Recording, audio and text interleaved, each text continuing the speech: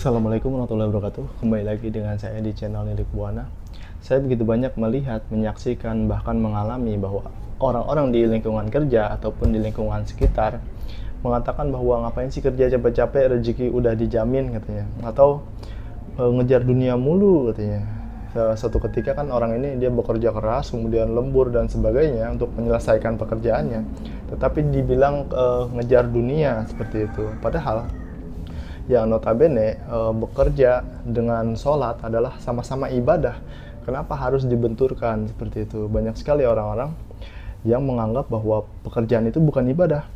Padahal segala bentuk pekerjaan, entah itu berdagang, entah itu berbisnis, ataupun bekerja dengan orang lain, itu nilainya adalah ibadah, gitu kan. Segala bentuk pekerjaan yang kita niatkan karena Allah, untuk memenuhi kebutuhan kita, keluarga kita, itu adalah nilainya ibadah seperti itu. Bahkan dalam kasus-kasus bahwa sholat juga bisa dijamak, jamak takdim, jamak takhir, sholat waktu asar ditarik ke zuhur, ataupun waktu zuhur ditarik ke asar, ataupun sholat juga bisa dikodok di waktu yang lain seperti itu. Bahkan itu hanya dalam perjalanan saja seperti itu. Sedangkan di dalam bekerja, itu juga kan nilainya sama saja ibadah, gitu kan. Kita dalam perjalanan saja boleh dikodok, boleh dijama takdim, dijama takhir, waktunya bisa kita fleksibel seperti itu. Tetapi dalam bekerja kita justru merendahkan pekerjaan untuk waktu sholat, padahal dua-duanya adalah ibadah. Padahal sholat sendiri pun bisa ditunda seperti itu untuk hal-hal yang penting seperti itu. Dan bekerja juga penting itu untuk memenuhi kebutuhan kita dan keluarga kita. Bahkan ada ulama-ulama, oknum ustadz yang mengatakan tidak usah mengejar dunia, biarlah dunia yang mengejarmu seperti itu. Tidak usah capek-capek ngejar dunia yang sudah dijamin, katanya seperti itu. Padahal dia sendiri pun oknum tersebut, dia turun dari mobil Alphard atau mobil Fortuner, mobil-mobil mewah lainnya, dan rumahnya juga mewah, bertingkat, dan uangnya juga banyak.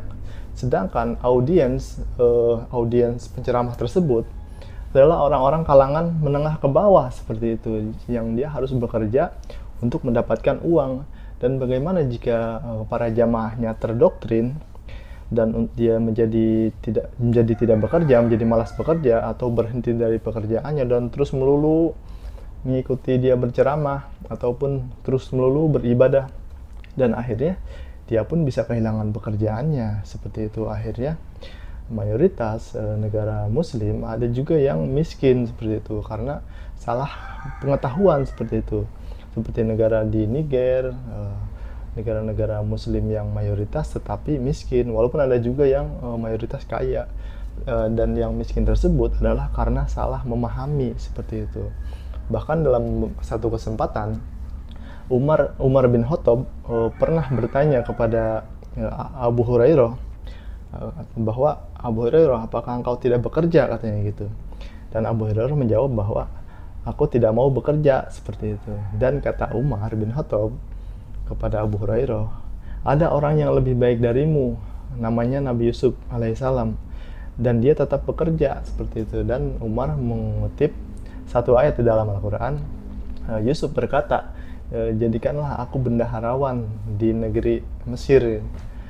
Sesungguhnya aku orang yang pandai menjaga dan juga berpengetahuan seperti itu. Di situ sangat jelas bahwa yang lebih baik dari Abu Hurairah pun masih bekerja seperti itu. Kenapa kemudian yang tidak lebih baik tidak bekerja seperti itu? Di sana mengatakan bahwa penting sekali bekerja, maksudnya itu sangat penting bahwa bekerja itu adalah nilai ibadah yang tinggi seperti itu. Dan Umar juga pernah dia kan khalifah, dia mengitari tempat sekitar dan dia menemukan di dalam masjid ada sekumpulan pemuda. Di sana mereka sholat dengan khusyuk, ada yang sholat sunnah, beribadah dengan khusyuk. Kemudian Umar menjawab, apa yang kalian lakukan di masjid seperti itu? Dan anak muda tersebut mengatakan bahwa mereka sedang beribadah seperti itu.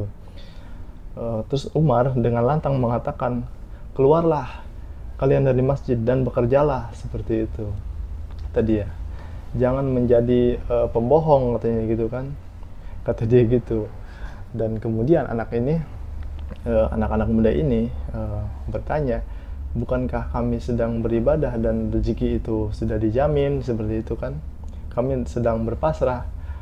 Kata Umar, jangan jadi pembohong gitu katanya. Orang yang berpasrah itu adalah orang yang sudah bekerja, kemudian hasilnya dari pekerjaan dia itu, maksudnya hasilnya itu akan berhasil atau tidak. Orang sudah bekerja, hasilnya diserahkan kepada Allah, terserah Allah akan berhasil atau tidak pekerjaan ini, seperti itu, akan menghasilkan uang banyak atau tidak. Dan itu yang disebut dengan berpasrah versi Umar bin Khattab, seperti itu. Dan Umar bin Khattab juga mengatakan bahwa Allah tidak akan menurunkan hujan emas, seperti itu, bahwa rezeki itu juga harus dicari, seperti itu. Dan ya, banyak sekali orang yang sangat salah berpemahaman salah, dan akhirnya mereka menyulitkan diri mereka sendiri karena kebodohan mereka. Ada juga bahkan di lingkungan saya orang yang sampai meninggalkan pekerjaannya karena dia ikut-ikutan dakwah mengikuti ulamanya, oknum ulama, seperti itu. Dan akhirnya dia juga sulit sampai dia bercerai dengan istrinya gara-gara dia tidak tidak berpenghasilan, seperti itu. Karena untuk mempertahankan sebuah rumah tangga itu sangat-sangat dibutuhkan penghasilan, seperti itu, sangat dibutuhkan materi, seperti itu. Dan akhirnya dia meninggalkan ibadah-ibadah yang sangat penting, ibadah menjaga rumah tangga dan ibadah bekerja, seperti itu. Itu kan jadinya gimana ya, menyulitkan diri dia sendiri karena kebodohan dia, tidak menggunakan akalnya, seperti itu. Bahkan Rasulullah SAW pernah bersabda, ya, dia mengatakan bahwa bekerjalah kamu seakan-akan kamu akan hidup selamanya, seperti itu. Di sana ada keseriusan bahwa bekerja itu harus benar-benar totalitas, seakan-akan kita akan hidup selamanya, bekerja secara totalitas, seperti itu. Karena kan bekerja juga nilainya ibadah, seperti itu. Dan salam berpikir lebih jernih, lebih cerdas, lebih objektif, seperti itu. Jangan termakan oleh dogma-dogma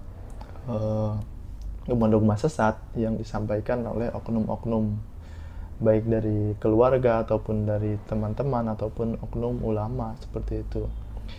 Dan notabene ulama-ulama yang diikuti tersebut, oknum ulama tersebut, mereka kan mendapatkan, disebutnya bisyarah, mereka mendapatkan amplop gitu kan, setiap mereka diundang itu kan mereka mendapatkan uang. Mereka ngomong kayak gitu tapi mereka sendiri berkecukupan gitu kan. Kita harus memikirkan jamaah ustadz-ustadz tersebut, kasihan, seperti itu. Assalamualaikum warahmatullahi wabarakatuh.